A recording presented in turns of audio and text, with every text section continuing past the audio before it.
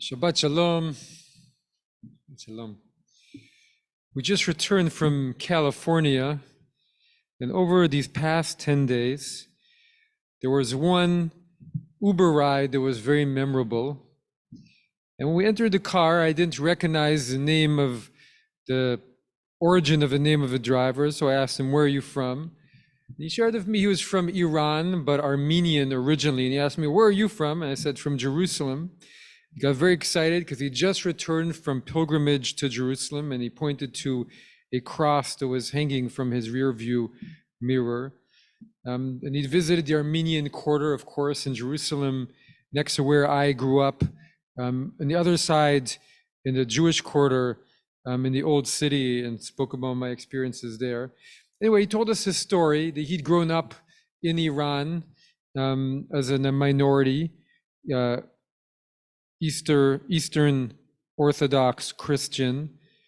And there was a golden age in Iran, a beautiful time, and he had many neighbors, Muslim and Jewish, and they all spent time together and saw each other in each other's homes, long meals. And then the Islamic Revolution happened, and Khomeini came to power. He said everything changed. And suddenly his Muslim neighbors said, "We can't come to your house anymore because it's considered haram, forbidden for Muslims to visit a Christian's house."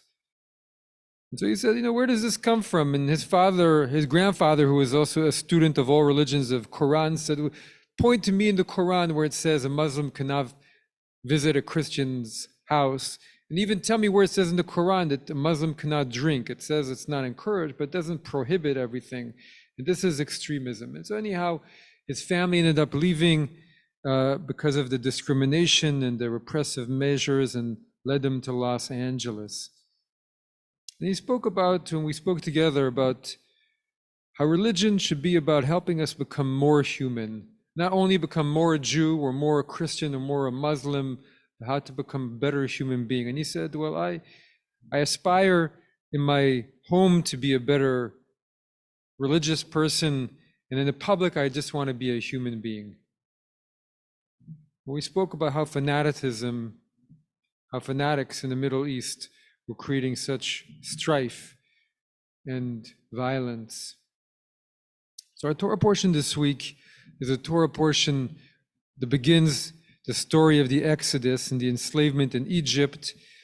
And at the beginning, Joseph goes down with his whole family, 70 souls, to Egypt, and they're welcomed by Pharaoh, and they have choice lands for their pastures, and everyone is happy and thriving and flourishing.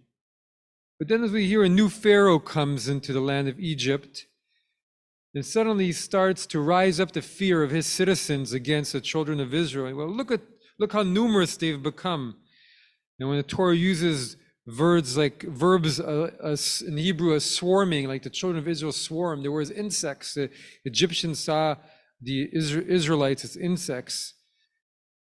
On the other side of Pharaoh, we have Moses. So we know Moses goes out to find out about his Jewish roots, and he sees an Egyptian hitting a Jew. He kills the Egyptian, but that's not it. When he sees two Jews argue, he also says, what are you doing? And later on, when he flees and he goes to Midian, he sees the sheep of a shepherdess being threatened by shepherds. All of them are Midianites, non-Jewish, but he nonetheless rises to their defense because that's the right thing to do, the human thing to do. He follows the impulse to justice. And so part of our message of this foundational story of ours, of the Exodus, of where we come from, is a story about our humanity, and of a universal story where we stop seeing others as human beings and we start to obey the pharaohs. We see where it leads us to enslavement, to oppression, and we begin to see others as haram, as forbidden to us. But rather, we learn, as the Torah says over and over from this story, do not mistreat a stranger because you were strangers. And so it's teach us every life is precious, every person is worthy. And that danger of that narrow thinking, that fanaticism. I am this and they are that, and they're insects and I'm a human being.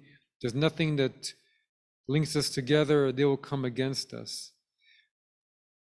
And so the Torah wants us to leave such Egypts, such places, and go to places, our promised lands, places where people get along and find their common humanity and flourish together, learning about each other's paths to life and to wisdom, to God.